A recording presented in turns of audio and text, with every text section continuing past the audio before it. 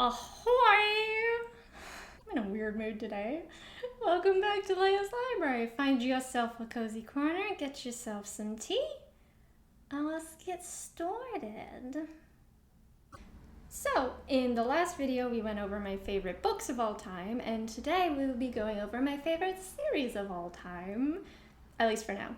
They are subject to change, as is everything. And I just want to note that these are in no particular order before we start. So, yeah, let's get into it. First series on the list is The Drowning Empire by Andrea Stewart. I currently only have the first book, which I'm very sad about. It is a trilogy. Currently, there are only 2 books out, which are The Bone Shard Daughter and The Bone Shard Emperor. This is an adult fantasy. This series follows an array of characters, with 2 being slightly more central. One of them is Lin, who is the Emperor's daughter, but she's not the Emperor's heir. In the first book, she has lost a lot of her memory due to a childhood illness, so her father no longer sees her as worthy of the throne, and in order for her to be seen worthy in his eyes, she must secretly master bone shard magic, which is this very creepy magic that only the royal family can do. And this magic is also highly feared by the common folks. The other character is named Jovis, or Jovis. I'm not 100% sure. I've been reading it as Jovis, so that's what I'm gonna go with for this video. Jovis starts the series as a smuggler turned reluctant hero when he begins smuggling children away from what's called bone shard ceremonies. The bone shard ceremony is needed for the bone shard magic. So the bone shard is a little shard of skull that they chisel out of your head when you reach a certain age, and then they can write instructions on those bone shards and insert them into what are called constructs, which are these like Frankenstein animal bodies. And then those constructs will follow the directions that are written on the bone shards. I love basically everything about this series. The bone shard magic is so unnerving, but it's also really cool. So as I mentioned, the bone shards are taken from the common folk, and the bone shard ceremonies, not only are they occasionally lethal, but if your bone shard is in use in a construct, it will slowly drain your life away, which is why the common people are basically terrified of the royal family. So yeah, I love each and every one of these characters. There are a few other POV characters. Ranami and Falue are 2 of my personal favorites. They are in just a very lovely sapphic relationship, and I love them for that. I am so hyped for the final book to come out. I'm pretty sure it comes out in April of 2023. It's called the Bone Shard War, I believe. I'm so excited. Next up, we have the Iron Widow series by Xiran Zhao.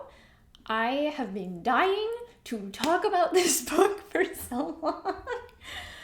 This is a sci-fi historical fiction historical retelling. It's a sci-fi retelling of China's first and I believe only female ruler, Wu Zetian. This retelling sees Wu Zetian being born in a world where boys grow up dreaming about piloting chrysalises. Chrysalises are these giant mecha robots that they use to battle this alien invading species that live just outside the Great Wall of China. And a chrysalis requires 2 pilots, 1 male and 1 female concubine pilot. The concubine pilots don't actually really help with piloting.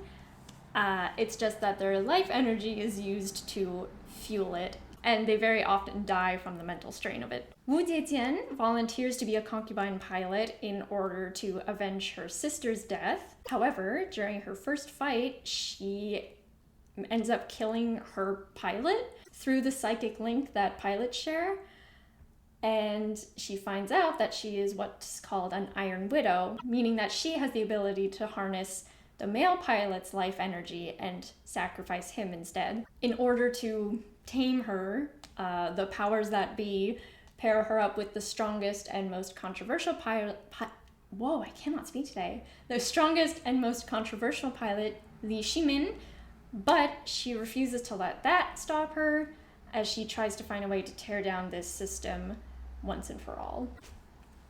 I cannot express how much I love this book. It's the only one out in the series so far, and I still am already convinced it's my new favorite series. This is one of my new favorite books. So I'm going with it. The end had me screaming, genuinely screaming.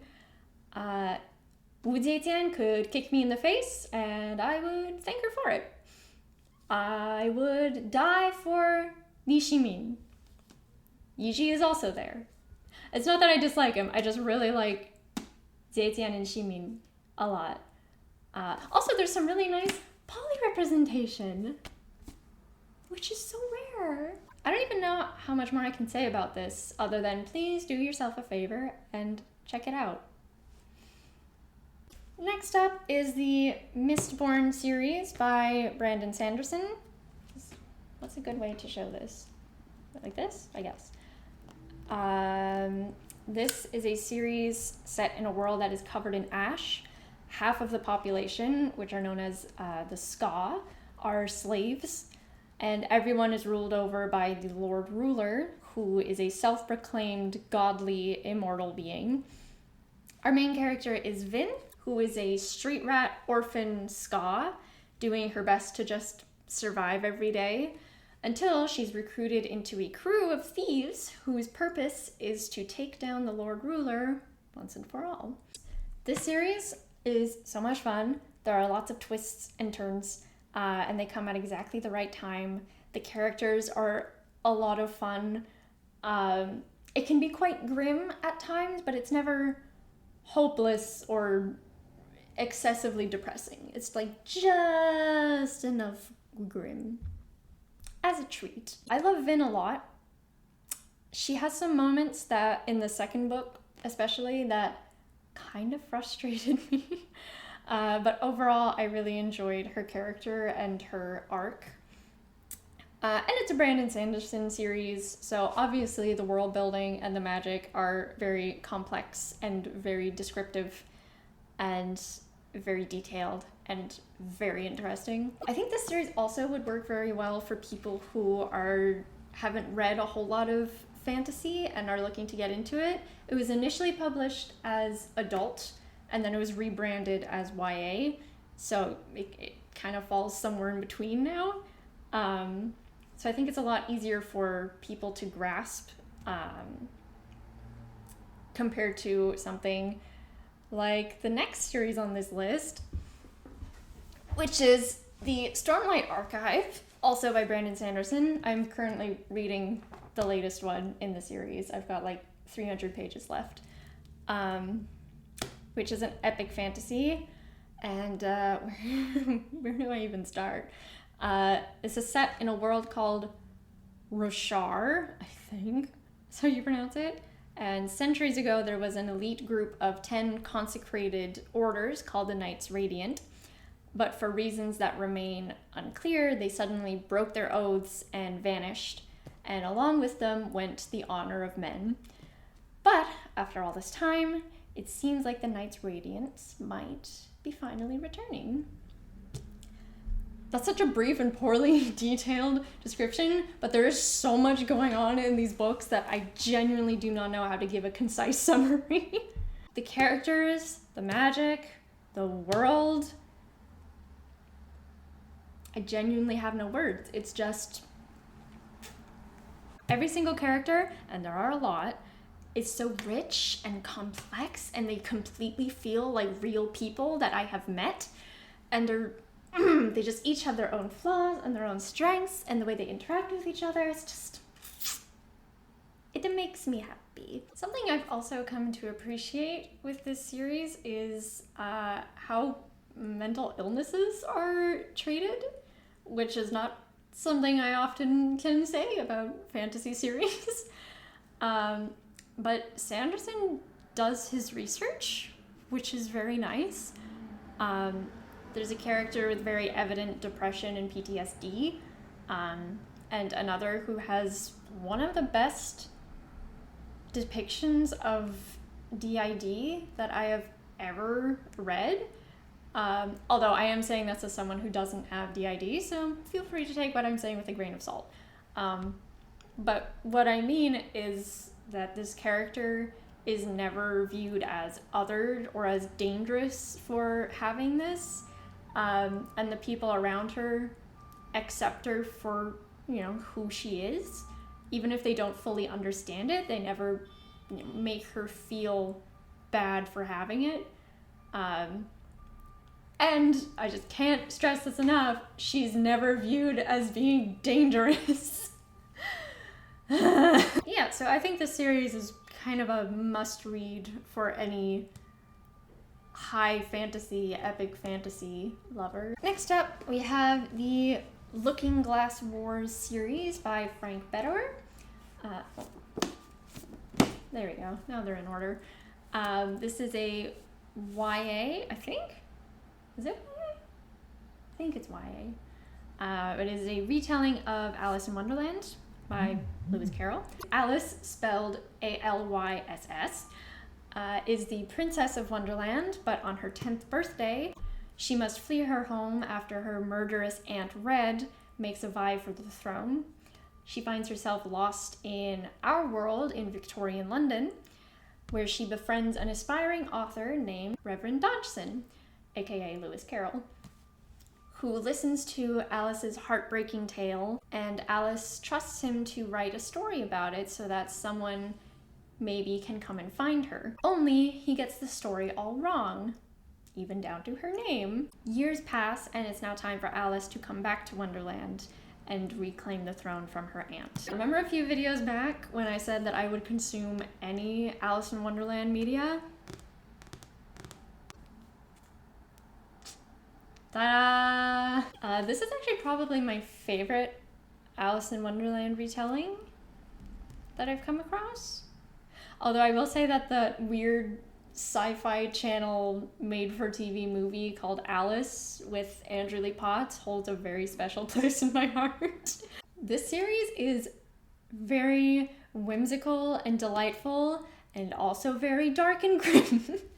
It manages to find a really good balance between the two. I think sometimes the grimness can come out quite suddenly, but I don't know, I just want to live in this world post-war. The characters also get really creative reinventions. The Mad Hatter is now a bodyguard / soldier type, and he's the most skilled member of the millenary, which is the in-universe equivalent basically of the military. His top hat is collapsible and he can use it as a throwing disc. And if I remember correctly, it's also composed of these like flat S-shaped daggers that he can pull apart and use separately. The Cheshire Cat is a humanoid cat assassin who can turn into an unassuming little kitten. Just a lot of things like that are very whimsical with just a touch of grim. Again, as a treat. Next up, we have the Nemesis series by April Daniels. Currently, there are only 2 books out, Dreadnought and Sovereign, both of which are equally good.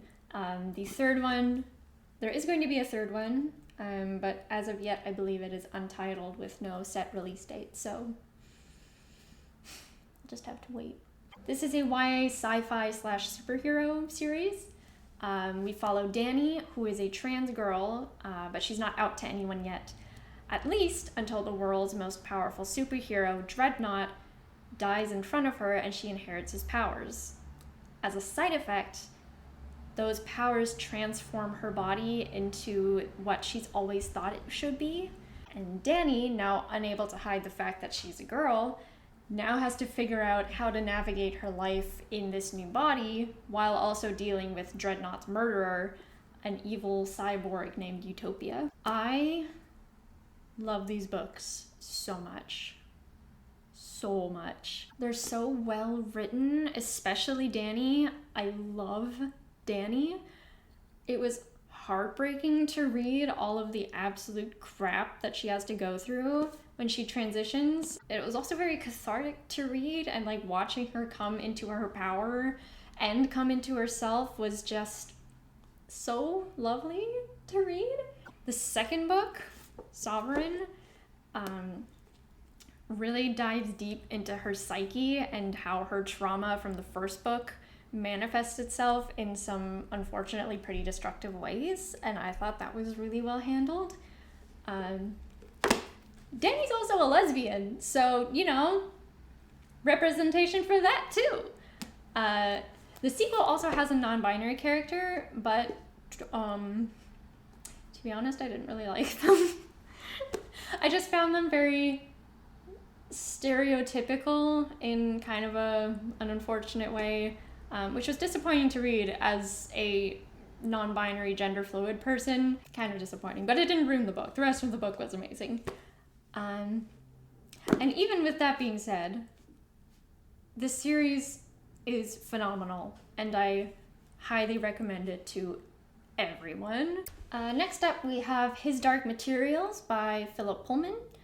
This is a middle grade / YA, sci-fi, steampunk, fantasy. It's a lot of things. In this world, a person's soul manifests itself as this like animal companion called a demon. The demon can change shape when the person is a child, but when someone grows up, they lose the ability to change shape and they just stick with one animal that's supposed to like represent who you are. Our protagonist is Lyra, a seeming orphan living in Oxford College with her demon Pantalaimon, or Pan for short. She spends her days running wild with her friend Roger, unless her uncle Azriel is coming to visit, when she must be on her best behavior. Children have been disappearing lately, and it's rumored that they've been taken by this group known only as the Gobblers. So when Lyra's friend Roger goes missing, Lyra embarks on a journey to the north in order to rescue him. This series starts out as a typical children's adventure rescue mission and ends as a huge moral and philosophical debate on the nature of God and man. Yep. I read this series when I was probably around 11 or 12, and I really liked it then, but rereading it when I was 25 made me realize that a lot of things went over my head. So if you read it as a child, if you read it as a child and you weren't sure about it, I do recommend trying it as an adult, because your experience will probably be different. There's just a lot of really deep and really complex, interesting notions brought up in these books that I really enjoyed. There's a lot of commentary on the church. These books, I've heard these books described as like anti-Narnia, or like the shadow version of Narnia, where C.S. Lewis was very much like, yep, the lion is Jesus. This is a whole Christian allegory. His Dark Materials is like the complete opposite of that. We are criticizing the church. But even other than that, it's still just, the world is fascinating, and the magic in it, it's not even necessarily magic. I guess some of it is magic, but just everything in this world is so interesting, even when in later books it intersects with our world. I just really like this series. And we've come to the last books on the list, which are the Miss Marple series by Agatha Christie. Agatha Christie is, of course, probably the most well-known murder mystery writer, and the Miss Marple series sees a little dainty, fluffy old lady named Miss Jane Marple at the center of every story. Miss Marple is often overlooked and underestimated due to her old age and her very soft and kind old lady demeanor. But her fluffy sweaters belie a shrewd mind, and she's often able to help solve crimes due to her vast knowledge and experience with human nature and human behavior. Hercule Poirot is probably Christie's most famous character, but I will always prefer Miss Marple. When you read a lot of them in a row, they tend to be a little repetitive, since they're all very cozy little murder mysteries, and they usually rely on people completely overlooking Miss Marple because of her age. But they're still quite fun to read, and Agatha Christie is the queen of writing murder mysteries. There are quite a few in the series, and you don't have to read them in any particular order. There is an order that you can read them in, but you don't have to. You can start with whichever one draws you in most. Miss Marple is just very charming, and I find them just a lovely, light thing to read, and I enjoy mysteries. So if you also enjoy mysteries, I really hope you'll check them out. Isn't this pretty? I got this for like $5 at a thrift store, and just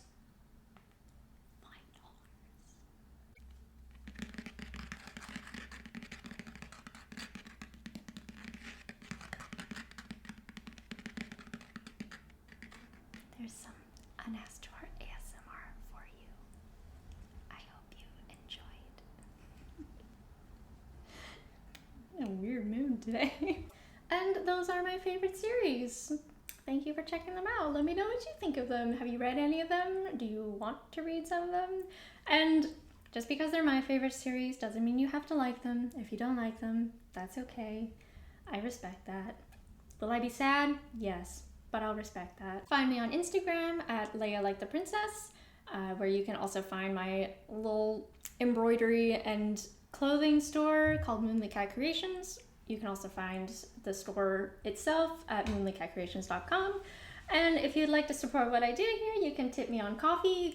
I've never figured out how to pronounce that. No pressure, just good vibes. Thank you for joining me today, and stay cozy.